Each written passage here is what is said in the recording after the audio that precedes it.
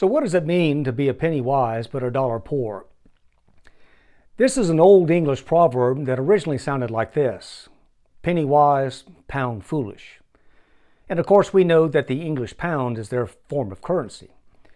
Now whether you use the English version or the Americanized version of this proverb, this is a phrase that is used to make a point about money. It describes the person who scrimps and saves money in all of the wrong places, while they're hemorrhaging large amounts of money in other places. For instance, if a person has a lot of debt, or they have a boatload of bills, so much so that it is eating up virtually all of their income, then they have to scrimp and save and watch every single penny that they spend because that's all that they have left. Now that's what it means to be penny wise, pound foolish. Penny wise, but dollar poor. By the way, for those of you who might be seeing me for the first time, my name is Ronnie, and this channel is dedicated to helping those who are over 50 years old, especially in areas of health and finance, as well as preparing ourselves for our future retirement. If you think that you'll like the content in this channel, be sure to hit that thumbs up button and feel free to subscribe. I would love to have you join our community here. So here's a few examples of what it looks like to be a penny wise but a dollar poor. Number one, if you drive 20 miles out of your way to buy gasoline so that you can get it 4 cents a gallon less expensive, rather than buying gasoline in your own neighborhood that's just around the corner, you just might be a penny wise but a dollar poor. And by the way, let's do the math on that scenario. If you have a 20-gallon tank and you drive 20 miles to save 4 cents on the gallon, congratulations, you have just saved yourself a grand total of 80 cents. That is after taking a 40-mile round trip, as well as the gas that it cost you to take that trip, not to mention the wear and tear on your vehicle, as well as your time that was involved. That's a perfect example of what it looks like to be penny wise but a dollar poor. Number two, if you're clipping coupons at a grocery store to be able to buy your food, but you're making payments on an overpriced car or vehicle or RV, you just might be a penny wise and a dollar poor. Sometimes people will say that they simply cannot afford to save for their future retirement, but they're driving around in an $80,000 car that they have financed at 4% interest rate over 84 months. That's $1,000 a month, including almost $12,000 in interest over 7 years. But they're pinching pennies in a grocery store so that they can buy broccoli. Now here's the deal. If I'm scrimping pennies over here, but I'm hemorrhaging large amounts of dollars over there, then that's not a good financial plan. And so we have to make decisions about how we're going to allocate our money. Now we can do like Dave Ramsey says, we can eat beans and rice and beans for the rest of our life. Or you could turn up your thermostat in the summer and suffer your way through the heat waves, and then turn it way down in the wintertime and put on 3 sweaters to keep yourself warm. And you could even go out and buy yourself some cheap toilet paper in order to cut expenses. But you would also have a rash on your backside to go along with it. Do you know what all of these things have in common? They make life less enjoyable. That's right. Cutting out those kind of expenses makes life less enjoyable. Now, yes, I realize that little things can add up very fast, and sometimes you have to look at the little things. Desperate times call for desperate measures, and sometimes you have to make big moves in order to make big moves. But cutting out every single little thing that brings you joy or comfort, well, that sucks. And living your life pinching pennies while you're a dollar poor, well, that sucks too. So no one wants to live in that kind of deprivation where every little enjoyment in life has to be eliminated. And so we have to focus on the bigger things, the dollar things, the pound things. So let's do that. Number one, let's talk about debt.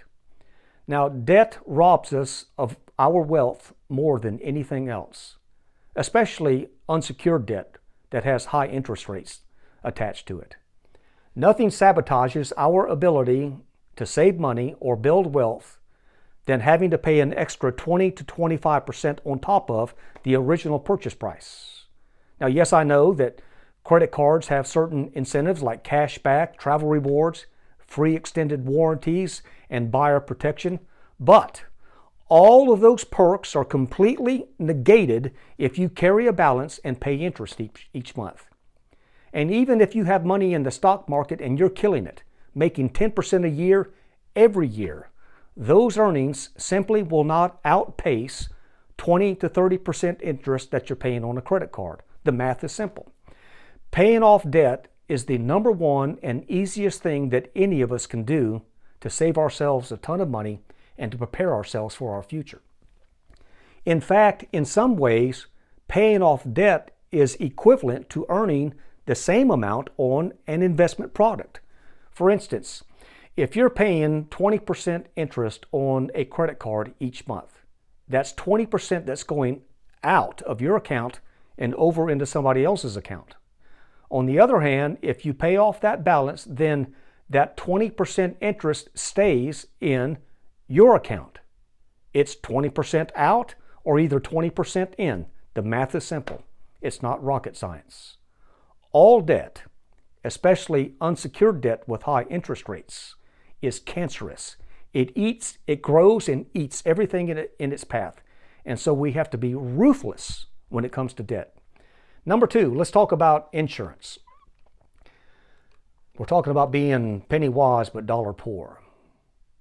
I'm talking about car insurance, health insurance, home insurance, mortgage insurance, life insurance, business insurance, all of it.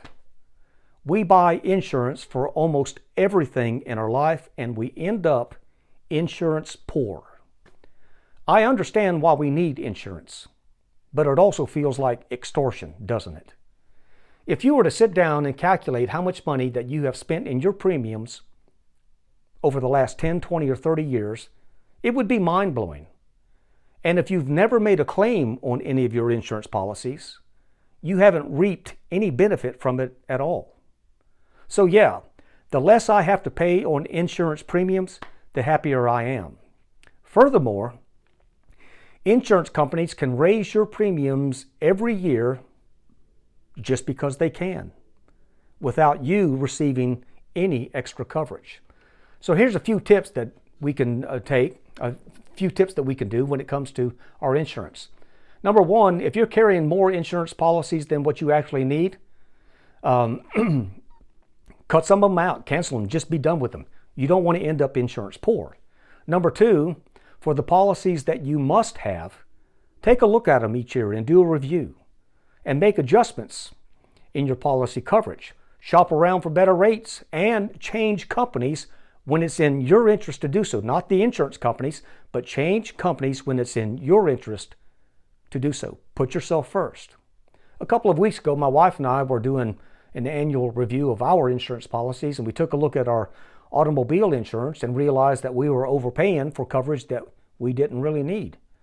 And so she made a phone call, talked to the agent down there, the representative at the insurance company, made a few adjustments, and after it was all said and done, saved ourselves $1,000 by one simple phone call. Would you like to make or save $1,000 by making a 15-minute phone call? Yes, it's worth it. And then number three, here's another tip when it comes to insurance. If you become 100% debt-free, you can actually become self-insured in some areas of your life. And here's why. When you become 100% debt-free, you pile up money so fast in your emergency fund that you've got those areas of emergency areas, it's all covered. So think about your insurance policies and take a good hard look at them. So we're talking about being a penny wise and a dollar poor. It's the matter of debt. Get out of debt. Take a hard look at your insurance company, at your insurance plans. And then let's talk about our phone plans. Seems like everybody's getting gypped here. The phone is expensive. Your service is expensive. And then when you look at your itemized bill each month, there are certain fees and taxes that have been attached to it that has nothing to do with the phone itself.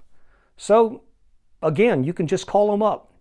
Make a phone call, make an adjustment in your plan, And a simple phone call can save you hundreds of dollars. And if they're not willing to work with you, you can just leave that company plan and go out and get yourself a prepaid card each month. That's what we do. And we save hundreds and hundreds of dollars each year.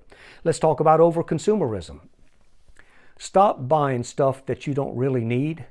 Don't be an emotional spender, which means you buy things because it makes you feel good in the moment. And yeah, I get it. It does feel good, but that moment lasts about 15 minutes. And then you experience something that's called buyer's remorse. And the only way to fix it is to go out and buy something else so that you can get that dopamine hit. But consider this.